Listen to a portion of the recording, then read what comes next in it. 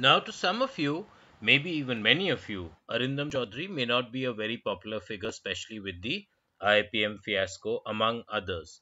But at the same time, this video is regarding his latest post where he's questioned a lot of Hindu customs. And starting with Karwa Chauth, today, at the time of recording this video, in fact, it is Karwa Chauth today. And that is the context where this has actually come up, where there various other pujas, Lakshmi Puja, Saraswati Puja, Jai Mata Di, and all sorts of beliefs, norms, so-called culture, and what it brings along with it. He's kind of questioned all of that. Starting with Karwa Chauth, then going on to Lakshmi Puja, how a lot of other countries, take the US for example, nobody's worshipping Lakshmi there, and yet there's so much money. And then likewise, there's Goddess Saraswati, who's supposed to be, give us a feeling of education and everything, but then yet when it comes to illiteracy, we are right at the top. And then likewise, just about any other custom, so to say, often it brings out not what we are actually looking for. For example, Bengalis worship Durga Ma, and then we have Jai Mata Di on all our WhatsApp statuses, and Navratri, 9 days of worshipping Mata, and so on. And yet when it comes to, say, basic diseases, there are so many more diseases coming up and so many more people suffering from them. So it's all about whether it's actually these beliefs, do they have any relative relevance in today's society, or ultimately at the end of the day it's all about hard work and effort, and with that some luck. So that's something which is kind of very poignantly put in this post. And this post I've actually shared in the description below this video, so you can read through it. I think it makes a lot of sense, irrespective of what your thoughts about Arindam Chaudhuri are, what kind of bias you may or may not have in your mind about him. But it does not take away the common sense, the relevance, the practicality which he's actually showcased in this particular post. Now, taking that forward, sadly, what we find is that when it comes to common sense, it's still rather lacking in our society. Now, this dude, Dipendra Singh, it's people like you that has made Hinduism in its bad shape. Hinduism is purely a karm pradhan idea. From where did you get that? By merely worshipping Goddess Lakshmi, you will be rich, and by worshipping Goddess Saraswati, you will be enlightened. That is not what he's saying. That is not what he's saying. Nobody's saying that merely doing so will get you the ends. But then there is the belief that doing so will get you those ends, whereas that itself is not true. So it's very unfortunate that people have completely lost their practicality, their ability to question customs just because a custom. This is exactly how he starts off, and which makes a lot of sense. Just because it's in your tradition and culture, it doesn't mean that it's not incredibly stupid or at times outright criminal and inhuman.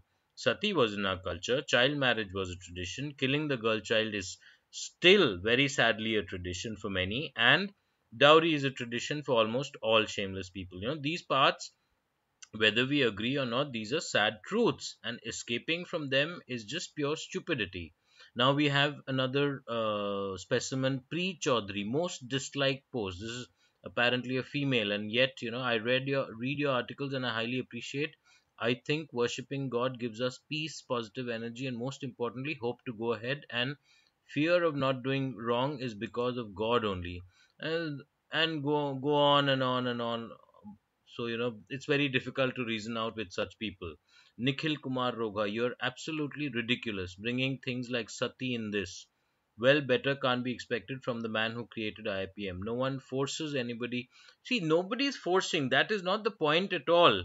Whether it's forced or not, these practices are there, these customs are there, and one has every right to question such customs. That is the point of this post. But then it's lost on most people. This person finally manages to make some sense. No hard feelings for admitting that the world's richest nation has never, I think he means never, but has said ever, worshipped Goddess Lakshmi, or the most powerful G8 countries has ever evoked Lord Hanuman. Perhaps, like everything else, our beliefs are overruled by customs and are in constant process of evolution. So, finally, somebody a little more sensible. And then Gaurav Chopra. Lol, you're just an intellectual and overconfident dog. When you can't reason, get down to abusing. That's what it has. Any statistics on Muslims or Christians? This is again a common argument among Hindus, that as soon as you raise something which is against their beliefs and their customs, then they'll bring in other religions without sticking to the point of the post. Dare to do that and then beg for a Y or Z security from government. Again, it's very difficult to reason out with such idiots. करवा चौथ का व्रत ही नहीं, प्रत्येक व्रत और त्योहार हमारे लिए आस्था, हमारी भावनाओं, हमारे अटूट संबंधों को पोषण देने जैसा. Vaishnavi, this is again a lady who's posting like this. So it's practically impossible to reason out with such people. It has become a fashion these days to criticize traditions in name of being educated and progressive. This is yet another breed of idiots, and this is again a breed which you cannot reason or argue with, because it is nothing to do with fashion. It is something very, very relevant, where any tradition, and people tend to presume that it is, see, in a country which is 80% Hindu, there's every probability that Hindu customs will be questioned more than, say, other religions. And somehow they think that Hindu religion, Hindu customs are being questioned all the time. Diwali pollution, and other say Ganesh Chaturthi or Durga Puja, the pollution of when immersion takes place. These are facts, you cannot escape from them.